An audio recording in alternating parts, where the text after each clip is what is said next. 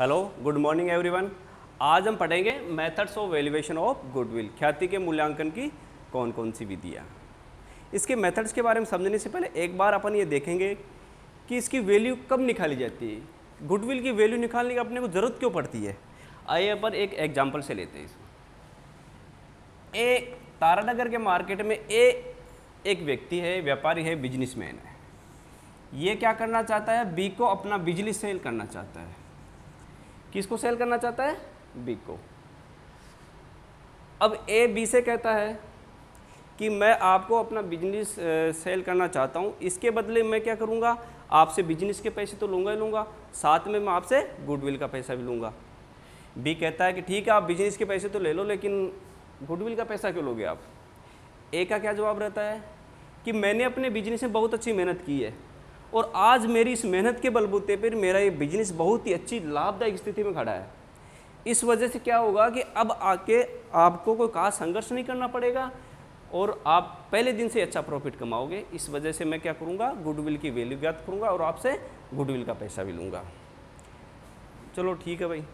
अब बात करते हैं अपन इस प्रकार अपने को एकाकी व्यापार की दशा में, जब एक व्यक्ति किसी दूसरे व्यक्ति को अपना बिजनेस सेल करना चाहता है तो गुडविल की वैल्यू निकालने की ज़रूरत पड़ती है, या फिर एक व्यक्ति अपने बिजनेस में किसी दूसरे व्यक्ति को पार्टनर बनाना चाहता है तो गुडविल की वैल्यू की ज़रूरत पड़ेगी। और पार्टनरशिप की फर्म की दशा में बात करें तो जब किसी पार्टनरशिप फर्म में किसी नए साझेदार को शामिल करना हो, नए पार्टनर को शामिल करना हो तो अपने को गुडविल की वैल्यू की ज़रूरत पड़ेगी, क्योंकि पुराने पार्टनर कहेंगे कि हमने पार्टनरशिप फर्म को जमाया है और हमने मेहनत की है, ठीक है। और यदि आपको शामिल करेंगे तो आपको पहले दिन से अच्छा प्रॉफिट मिलेगा, अच्छा हिस्सा मिलेगा आपको। इसलिए हम क्या करेंगे, हम आपको शामिल तो कर लेंगे, कोई बात नहीं है, लेकिन हम आपसे गुडविल का पैसा लेंगे, यानी आप हमें गुडविल का पैसा दे दो और शामिल हो जाओ। इस प्रकार जब पार्टनरशिप फर्म में किसी नए पार्टनर को शामिल करना हो तो गुडविल की वैल्यू की ज़रूरत पड़ेगी, या फिर किसी पार्टनर की डेथ हो जाए तो ज़रूरत पड़ेगी, या फिर किसी पार्टनर का रिटायरमेंट हो जाए, या फिर पार्टनरशिप फर्म का समापन हो जाए, या फिर एक पार्टनरशिप फर्म को किसी दूसरी पार्टनरशिप फर्म द्वारा एकीकरण कर लिया जाए, या फिर पार्टनरशिप फर्म का किसी कंपनी में परिवर्तन हो जाए, तो इन सभी दशाओं में क्या करेंगे, गुडविल की वैल्यू की ज़रूरत पड़ेगी। और कंपनी की दशा में बात करें तो यदि एक कंपनी द्वारा किसी दूसरी कंपनी को परचेज किया जाए, या दो से अधिक कंपनियों का एकीकरण हो जाए, या फिर सरकार द्वारा कंपनी के बिजनेस को जनहित के कार्यों के लिए अधिग्रहित कर लिया जाए, तो इन सभी कंडीशन में क्या होगा, अपने को गुडविल की वैल्यू निकालने की ज़रूरत पड़ेगी। अब आते हैं अपन इसके मेथड्स के ऊपर।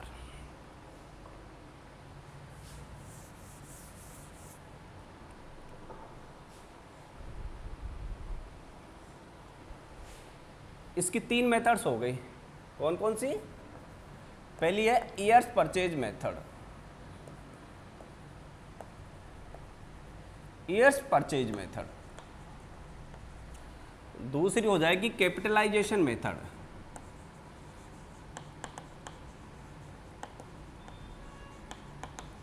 Capitalisation method.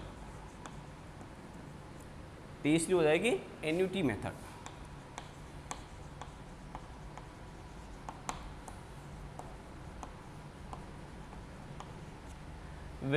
गुडविल की वैल्यू निकालने की 3 मेथड हो गई, years purchase method, capitalisation method और एन्युटी मेथड। हिंदी में देखिए तो वर्षों की क्रय विधि, पूंजीकरण विधि और वार्षिक वृद्धि विधि। अब पहले आते हैं अपन ईयर्स परचेज मेथड। इसमें अपन गुडविल की वैल्यू एक्चुअल एवरेज प्रॉफिट के आधार पर भी निकाल सकते हैं और सुपर प्रॉफिट के आधार पर भी निकाल सकते हैं। किस आधार पर निकाल सकते हैं? एक तो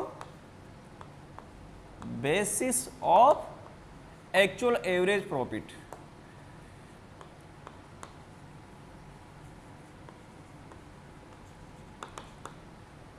और सेकंड हो जाएगी basis of super profit.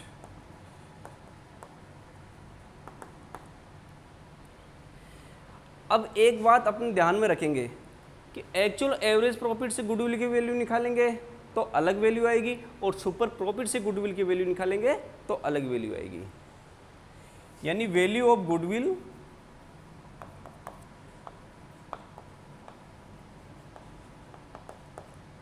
Goodwill will be different. ठीक है, अब बात करते हैं अपन कैपिटलाइजेशन मेथड की। इसमें भी अपन एक्चुअल एवरेज प्रॉफिट के आधार पर निकाल सकते हैं,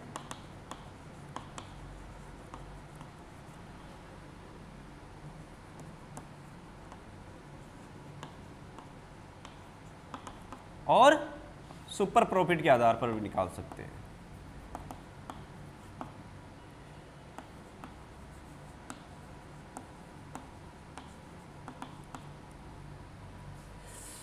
ईएस परचेज मेथड में दोनों के आधार पर भी निकाल सकते हैं, और कैपिटलाइजेशन मेथड भी दोनों के आधार पर निकाल सकते हैं। लेकिन ये बात अपने को ध्यान में रखनी होगी कि एक्चुअल एवरेज प्रॉफिट से निकालो चाहे गुडविल की वैल्यू, या सुपर प्रॉफिट से निकालो, दोनों में गुडविल की वैल्यू हमेशा सेम रहेगी, इक्वल रहेगी।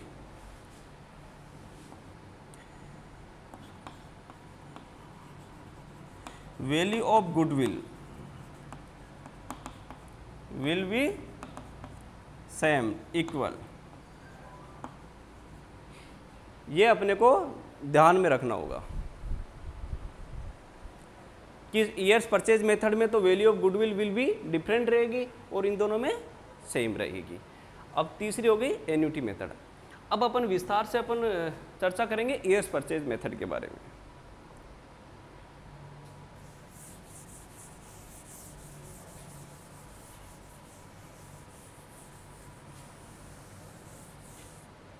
पहले लेते हैं basis of actual average profit. तो गुडविल की वैल्यू के लिए क्या फॉर्मूला यूज करेंगे? Goodwill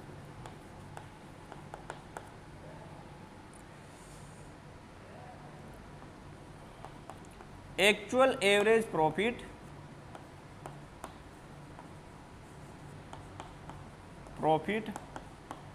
into number of years purchase.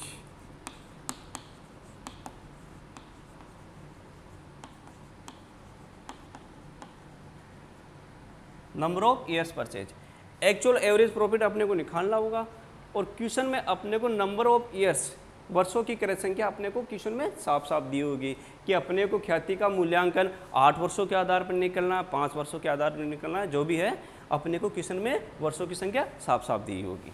तो अपन क्या करेंगे, एक्चुअल प्रॉफिट से नंबर ऑफ ईयर्स को इंटू कर देंगे तो अपने पास वैल्यू गुडविल की वैल्यू आ जाएगी। इसी प्रकार यदि सुपर प्रॉफिट से निकालें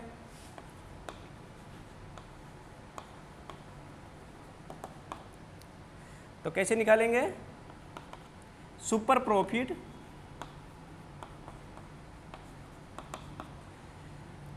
basis of super profit into number of years purchase.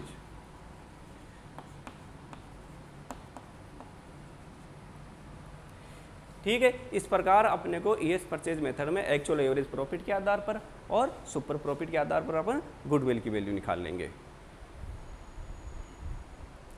आइए अपन एक एग्जांपल से समझते हैं। एबीसी लिमिटेड बीएसएल लिमिटेड का व्यवसाय क्रय करना चाहती है। एबीसी लिमिटेड बीएसएल लिमिटेड का व्यवसाय क्रय करना चाहती है, यानी बीएसएल लिमिटेड एक कंपनी है, ये अपना बिजनेस किसको सेल करना चाहती है? एबीसी लिमिटेड को। अब आगे क्या कह रहे हैं? ख्याति का भुगतान वास्तविक औसत लाभों के 5 वर्षों के क्रय के आधार पर करने को तैयार है। गुडविल की वैल्यू किसके आधार पर निकालेंगे? Number of years purchase average profit के आधार पर 5 वर्षों के आधार। ईयर्स कितने हो गए अपने पास? नंबर ऑफ ईयर्स,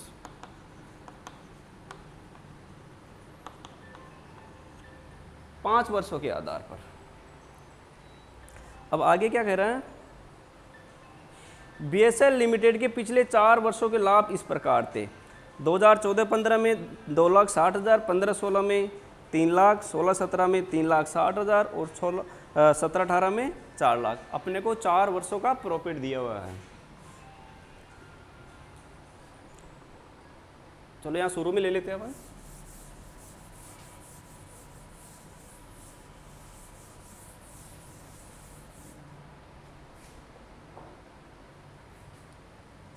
प्रॉफिट दिया हुआ है 17-18 का,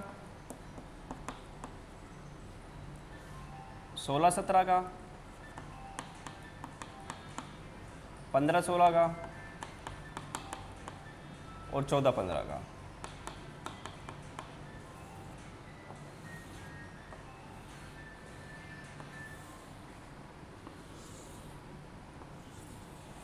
कितना कितना दिया हुआ है प्रॉफिट एज पर बुक्स?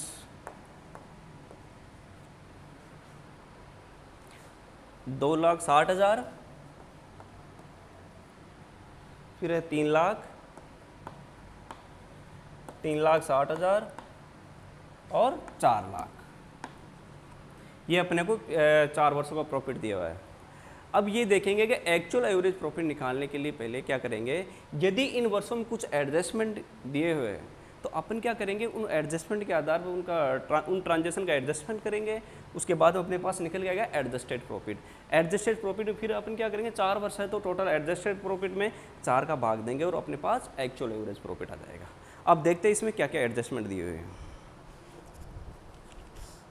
इसमें दे रखा है लेखों की जाँच करने पर निम्नलिखित तथ्यों का पता लगा। 1 नवंबर 2016 को BSL लिमिटेड ने 60,000 रुपये में एक पुरानी कार खरीदी और उसे उस वर्ष का क्रय मान लिया गया। इन्होंने 1 नवंबर 2016 में यानी 16-17 में उन्होंने क्या गलती की कि उन्होंने एक पुरानी कार खरीदी। एंट्री करनी चाहिए थी असेट्स में डेबिट, यानी car account debit to cash करना चाहिए था, लेकिन उन्होंने परचेज मान लिया, उसको एंट्री कर दी purchase account debit to cash. इस वजह से क्या उसको पूरा खर्चा मान लिया और प्रॉफिट में से घटा दिया। इसलिए क्या उस वर्ष का अपना प्रॉफिट कम हो गया होगा। यानी अपने पास 60,000 रुपये की बात है तो 4,20,000 का प्रॉफिट होगा और वो 60,000 घटने के बाद में 3,60,000 रुपये। तो अपन क्या करेंगे, उसको असेट्स मान के अपन वापिस ऐड कर देंगे। Add cost of car wrongly treated as purchase.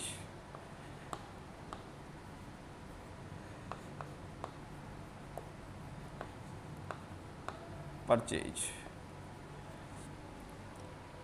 कितना, 60,000 रुपये को हम क्या करेंगे, 60,000 रुपये को वापिस ऐड कर देंगे। चलो ठीक है, आगे क्या दे रखा है, कार पर कोई मूल्यह्रास नहीं लगाया गया। यानी जब उसको कार माना ही नहीं तो मूल्यह्रास का तो सवाल नहीं उठता, मूल्यह्रास तो लगाया नहीं गया। ठीक है, मूल्यह्रास की स्वीकृत दर अपलिखित मूल्य पर 20% वार्षिक है। यानी अपने को डेप्रिसिएशन लगाना था 20% वार्षिक, रिटर्न डाउन वैल्यू अपलिखित मूल्य पर। तो अपने को कार खरीदी थी 1 नवंबर 2016 को, तो 16-17 में कितने महीनों का डेप्रिसिएशन लगना चाहिए, 1 नवंबर से नवंबर, दिसंबर, जनवरी, फरवरी और मार्च, 5 महीने का डेप्रिसिएशन लगना चाहिए। कितना डेप्रिसिएशन होगा, 20% के रेट से 60,000, 20/100, 20% रेट होगी और 5 महीने का 5/12, ये हो जाएगा अपने पास 12×5 = 60। ठीक है, ये हो जाएगा अपने 5,000 का। तो अपन क्या करेंगे, वो डेप्रिसिएशन नहीं लगाया तो अब डेप्रिसिएशन लगा देंगे, less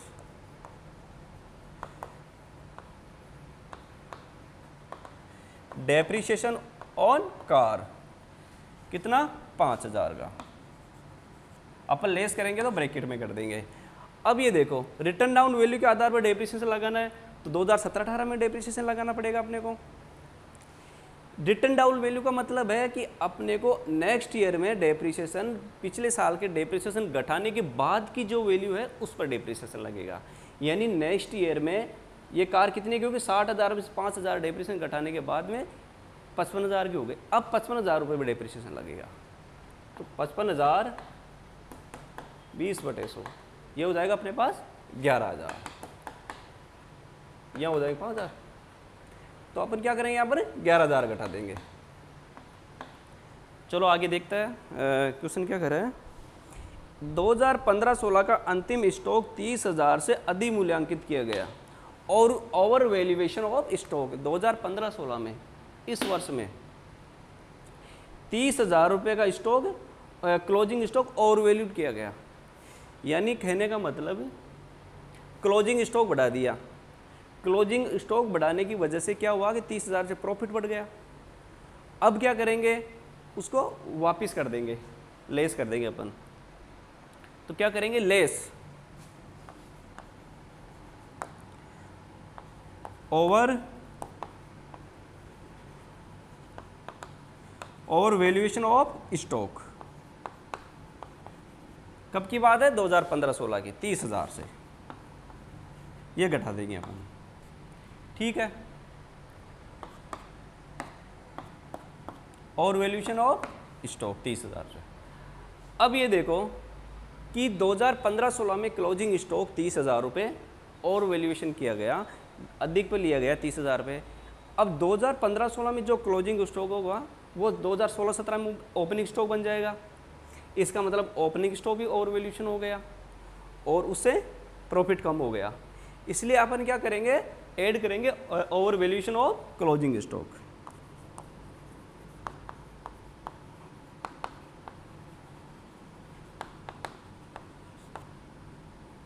over valuation of closing stock है, या तो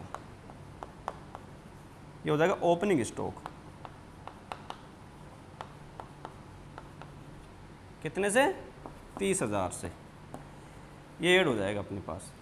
आगे क्या दे रखा है, एबीसी लिमिटेड किराए के भवन में व्यवसाय चलाएगी जबकि बीएसएल लिमिटेड अपने भवन में व्यवसाय चलाती है।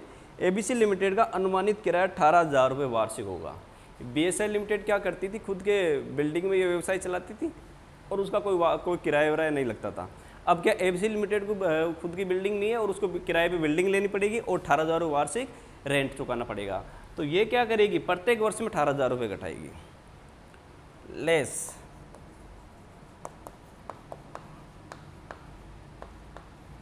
रेंट एक्सपेंसेस घटा देगी।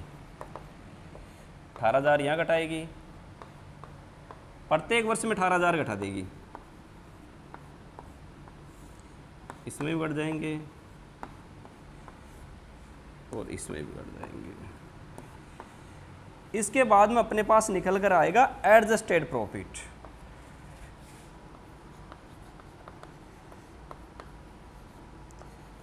एडजस्टेड प्रॉफिट कितना आएगा, निकालो, 2,42,000 या कितना आएगा, 30 और 48 घटाएंगे 3 में से 2,52,000, 3 60 60 कर ऐड के 4 20 4 15 4 45 18 4 27, यहाँ पर हो जाएगा 11 18 29 घटाएंगे 3 71। इस प्रकार एक्चुअल प्रॉफिट आया अपने पास 2,42 2,52 4 27 और 3 71। अब क्या करेंगे हम, एक्चुअल एवरेज प्रॉफिट निकालेंगे। कैसे निकालेंगे, पहले टोटल प्रॉफिट कर लेंगे, 2,42 plus 2,52 plus 4 27 plus 3 71 divide by 4 वर्ष है तो 4 का भाग दे देंगे। अपने पास एक्चुअल एवरेज प्रॉफिट आ जाएगा 12,52,000। ठीक है, अपने पास एक्चुअल प्रॉफिट आ गया, एक्चुअल एवरेज प्रॉफिट। अब क्या करेंगे, अपने को वैल्यू ऑफ गुडविल, गुडविल की वैल्यू एक्चुअल एवरेज प्रॉफिट के आधार पर निकालनी है, 5 वर्षों के क्रय के आधार पर। अपने को क्वेश्चन में दिया है नंबर ऑफ ईयर्स 5। तो value of goodwill, value of goodwill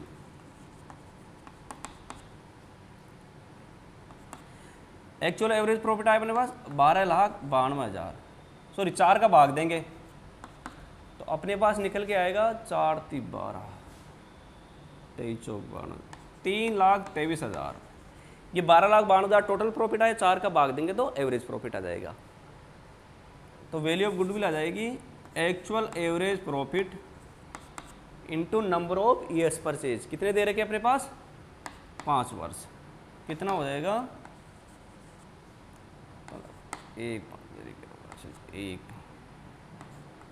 16,15,000 अपने पास गुडविल की वैल्यू आ गई। चलो इसी क्वेश्चन में अपन मान लेते हैं सुपर प्रॉफिट के आधार पर भी निकालते हैं। और सुपर प्रॉफिट के लिए अपन क्या करेंगे, अपन एवरेज कैपिटल एम्प्लॉयड मान लेते हैं, अपन 15 लाख रुपए मान लेते हैं। एवरेज कैपिटल एम्प्लॉयड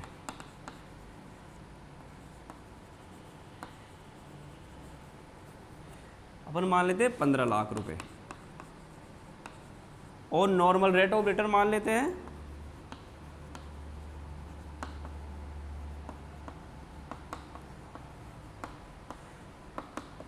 10% मान लेते हैं नॉर्मली। तो अपने को क्या करना पड़ेगा, पहले नॉर्मल प्रॉफिट निकालना होगा, फिर क्या करेंगे actual average profit minus normal profit, फिर अपने पास सुपर प्रॉफिट आ जाएगा। अब यूँ मान लेते हैं इसमें नंबर ऑफ ईयर्स 10 दे रखे हो,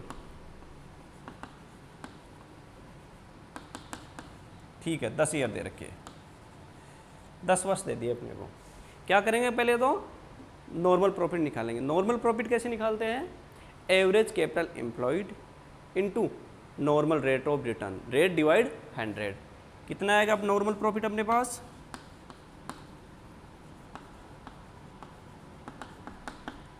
$15 lakh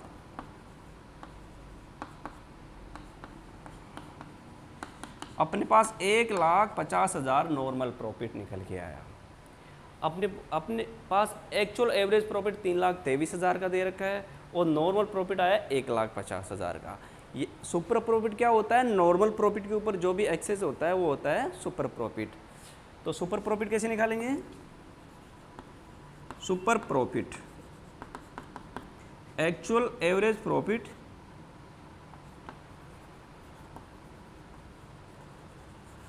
profit minus normal profit.